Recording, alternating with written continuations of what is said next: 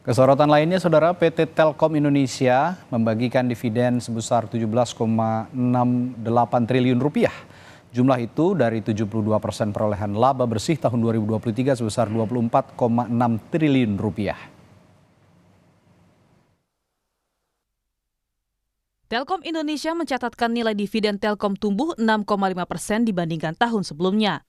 Pemegang saham yang berhak menerima dividen adalah tercatat pada daftar pemegang saham Bursa Efek Indonesia 17 Mei 2024.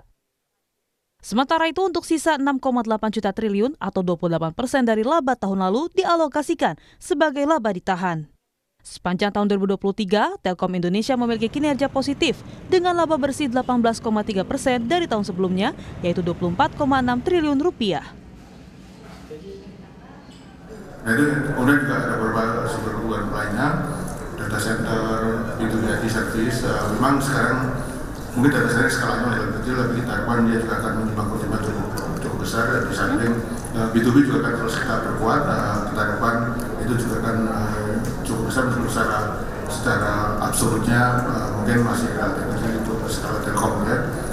Dan nggak hanya sampai dengan tahun ini, tapi juga kita harapkan ada beberapa sumber kebutuhan baru yang nantinya akan kita miliki. Pada tahun sebelumnya, Telkom membayarkan dividen tunai tahun 2022 yakni 16,6 triliun atau 167,50 per saham. Jumlah dividen yang dibagikan setara 80% laba bersih Telkom, artinya pembagian dividen turun dibandingkan periode 2022. Namun Direktur Keuangan dan Manajemen Risiko Telkom Indonesia, Heri Supriyadi mengatakan, meski sisi dividen payout ratio turun, tetapi secara keseluruhan tumbuh 6,5% atau Rp178,5 per saham.